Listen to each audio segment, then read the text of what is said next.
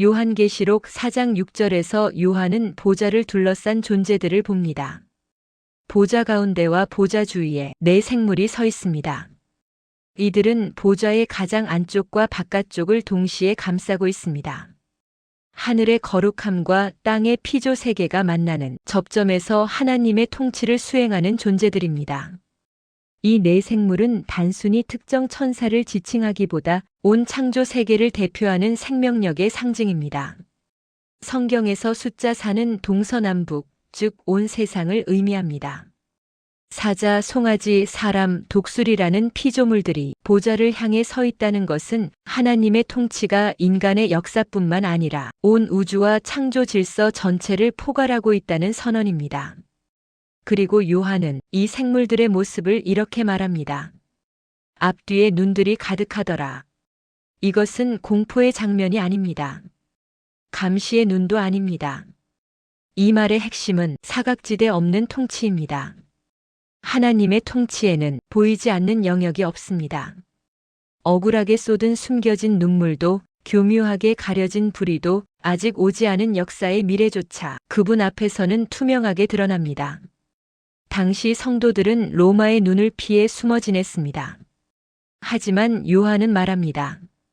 하나님의 눈은 그들의 숨겨진 눈물과 고통을 단 하나도 놓치지 않고 보고 계신다고 말이죠. 요한은 보좌를 둘러싼 네 생물의 모습을 하나씩 말하기 시작합니다. 네 생물은 에스겔 1장의 환상을 떠올리게 합니다. 에스겔에서는 한 생물이 네 얼굴을 모두 가졌지만 요한은 그 얼굴들을 네 존재로 나누어 배치합니다. 첫째 생물은 사자 같고, 둘째 생물은 송아지 같고, 셋째 생물은 사람의 얼굴을 가졌고, 넷째 생물은 날아가는 독수리 같습니다. 요한은 여기서도 이것이다라고 말하지 않습니다. 계속해서 같다고만 말합니다. 왜냐하면 요한의 관심은 이 생물이 정확히 무엇이냐가 아니라 무엇을 대변하고 있는가에 있기 때문입니다. 사자는 야생의 위험을, 송아지는 묵묵한 인내와 섬김을, 사람은 지혜와 책임을, 독수리는 하늘의 초월성과 통찰을 상징합니다. 즉, 이 네 생물은 기괴한 종말의 괴물이 아니라 피조 세계의 전 영역이 각자의 정체성을 가지고 하나님의 보좌를 향해 질서 있게 정렬된 모습입니다. 이 장면은 로마의 박해 아래 있던 성도들에게 강하게 들렸을 겁니다. 로마는 독수리를 제국의 상징으로 내세우며 세상의 주인이라 자처했습니다. 그러나 요한은 폭로합니다. 제국이 자랑하던 그 독수리조차 보좌 위가 아니라 보좌 주변에서 하나님을 찬양하는 피조물 중 하나일 뿐이라고. 로마 군단이 하늘 높이 치켜들었던 그 오만한 독수리는 사실 하늘 보좌 앞에서 당신만이 거룩하십니다라고 외치는 찬양대원 중 하나일 뿐입니다. 제국이 소유하려 했던 상징조차 결국 하나님의 손아귀 안에 있습니다. 보좌를 둘러싼 네 생물은 6날개를 가졌고 그 안팎에는 눈들이 가득합니다. 그들은 밤낮 쉬지 않고 말합니다. 거룩하다, 거룩하다, 거룩하다. 주 하나님 곧 전능하신 이여, 전에도 계셨고 이제도 계시고 장차 오실 이시라. 여기서 거룩하다가 3번 반복됩니다. 히브리적 사고에서 이 반복은 단순한 강조를 넘어선 완전함의 선언입니다. 그리고 이 찬양은 멈추지 않습니다. 밤낮 쉬지 않습니다. 이 말은 하늘의 예배가 상황에 따라 열렸다 닫히는 집회가 아니라는 뜻입니다. 보좌가 한 번도 비어 있지 않았던 것처럼 그분을 향한 예배도 단 한 번도 중단된 적이 없습니다. 요한이 본 이 존재들은 하늘의 새로운 괴물이 아닙니다. 이사야가 보았던 6날개의 경외감과 에스겔이 보았던 피조물의 위험은 동일한 하나님의 보좌 현실을 부분적으로 목격한 장면들입니다.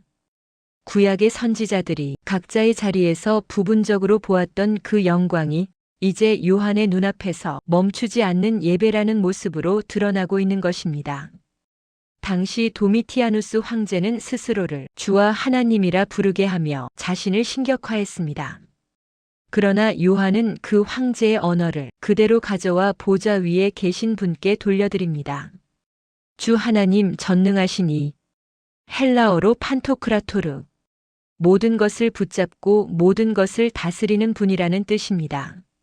세상은 황제의 손에 달린 것처럼 보여도 실제로 역사의 키를 쥐고 있는 분은 따로 계신다는 저항적 선언입니다.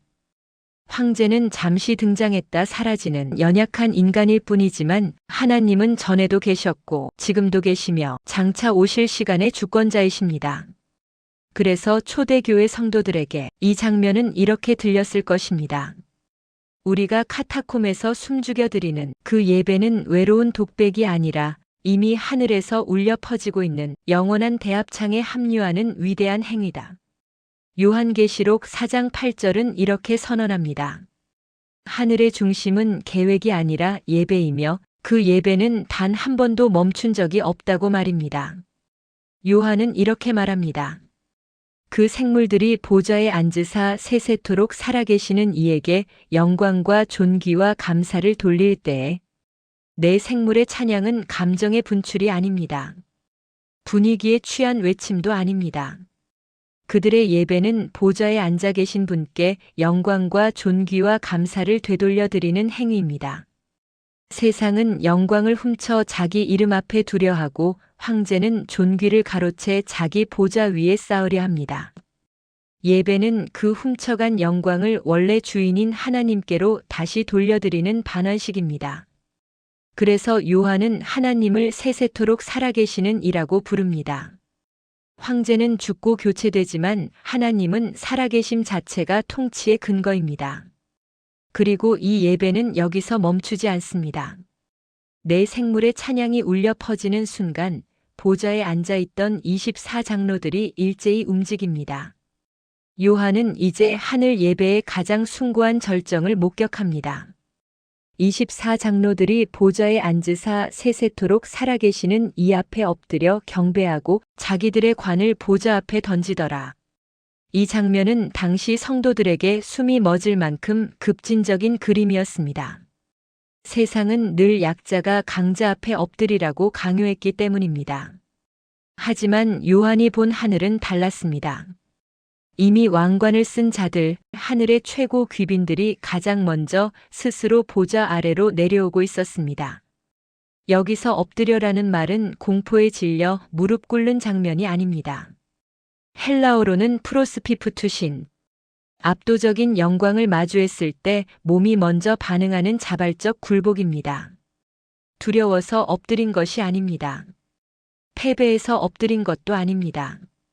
누가 진짜 주인인지 너무 분명히 알기 때문에 스스로를 낮춘 것입니다. 그리고 이어서 경배하고라고 말합니다.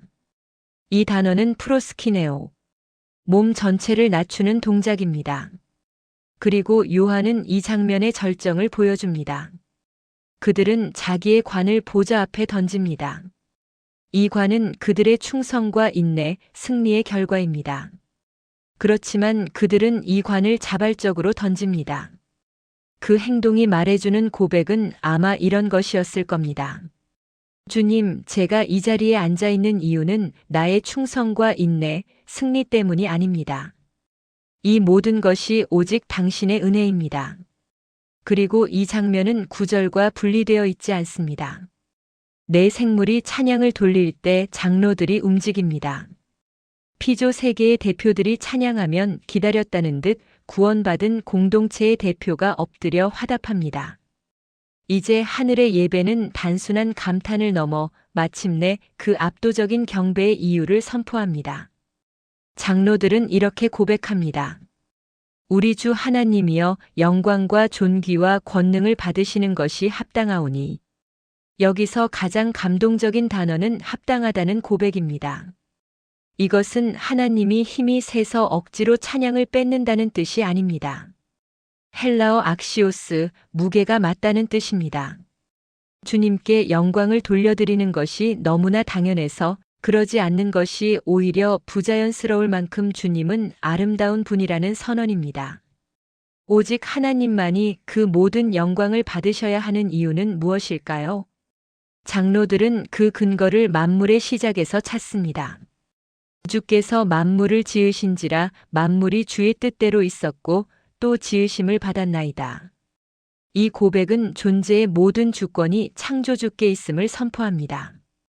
피조물은 자신의 쓸모를 증명해서 존재하는 것이 아닙니다.